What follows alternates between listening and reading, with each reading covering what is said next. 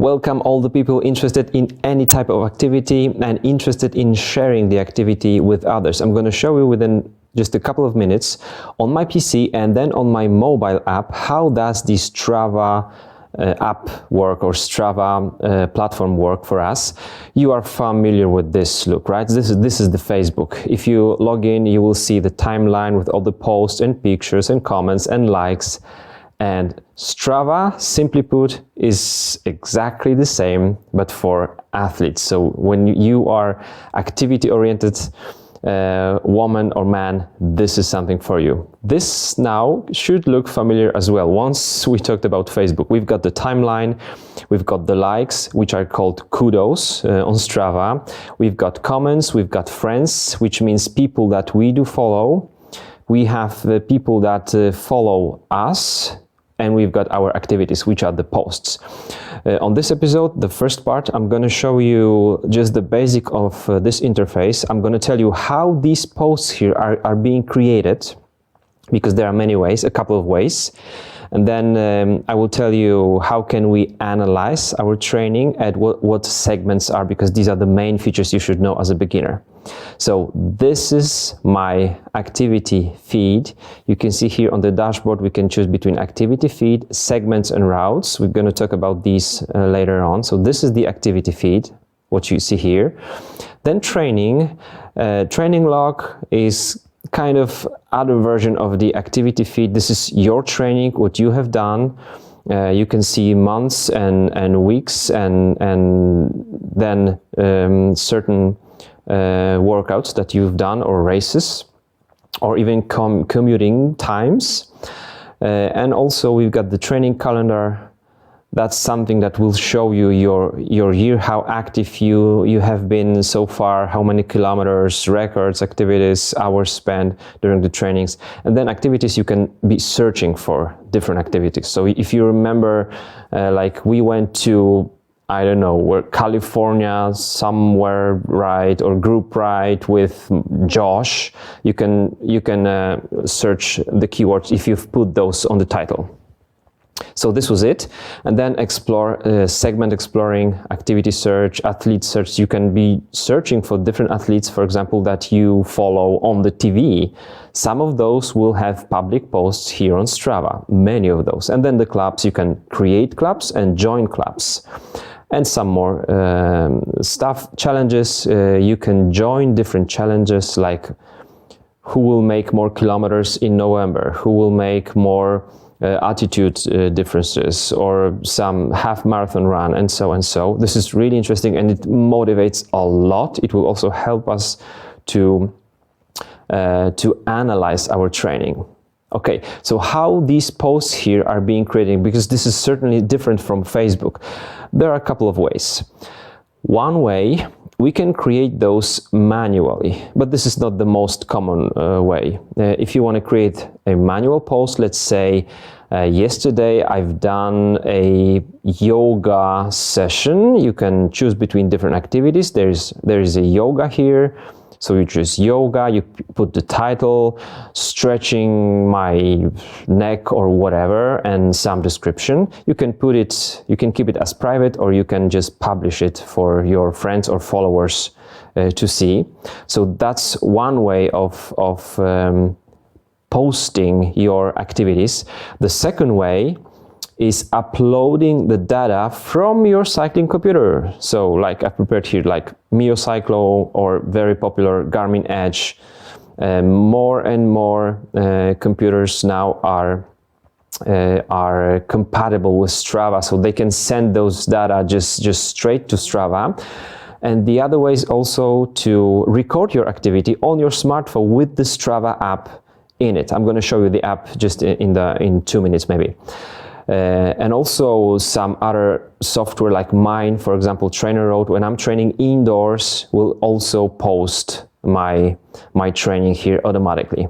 So here are the ways: computer or manually, I mean like by computer or manually, from your phone straight to the app, and you will see it on the PC, and then some other software like for example, Trainer Road, Zwift, and many more.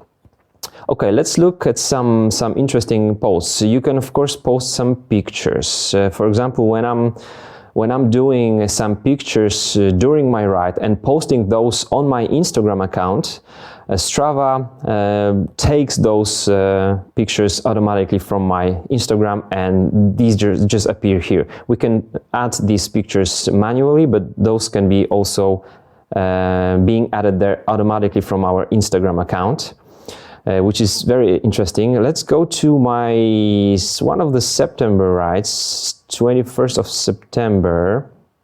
I want to show you one ride, this one here. So this is one of my rides that day. It was a training on one of the segments on Strava. So when we click the activity, you will see the distance, time, elevation, how much energy we have used, and our power output. This is the estimate, and I would even skip it because this is very inaccurate. But if you have power meter, you will see the accurate data here. So this is the ride. You can see where I started, where I finished, and this is actually also the Strava segments. So Strava segments are some tracks created by us, cyclists, runners, just athletes, in order to compete with others. So this one has been ridden by somebody, and then somebody has created a segment out of it so that we can all see it. It has its name. It's named Polak Down segment, and we can ride the segment and compete on it. Let's just click the segment here, and now we can see some results. So my PR personal record there was 5 minutes 29 seconds, and I am 24th out of 3,500 people who are competing here. The Strava segments are very popular, and it's really difficult to fight if there are thousands of people working on that segment. So this is very interesting. In the future, I'm going to show you more features, but let's just go for the full leaderboard, for example. So here we can see the KOM, King of the Mountain, so the fastest man, and then QOM, Queen of the Mountain, the fastest woman on this track. And then we can also compare the efforts. The premium version of Strava, which you have to pay for, has even more options here. But here, for example, I can analyze my ride against the one who won that segment. So me, I'm the SB logo, and this is that guy, Zdenek. Congrats, Zdenek, you are really fast. And we can see exactly at the beginning we were just going almost together, but then at this right hand corner, then left corner and right corner, he's made so much time. You can see the distance between us right here. And then he was just consistently riding a little bit faster, but here the segment was lost by me. So this is very interesting, and you can have it on the PC version. So use it because it is really awesome. So this is it, guys. Strava, you can follow people, you can be followed, so have friends, you post your activities in many ways. Now you can also simply put some post on Strava. Where was that? There is some interesting features. Where is it? That you can try out just putting some posts. Now I cannot find it. That's interesting. It was right there on the right side, so I could just post something without any activity. You see, it disappeared. Okay, there are coming more and more features, like almost every year. That's for sure.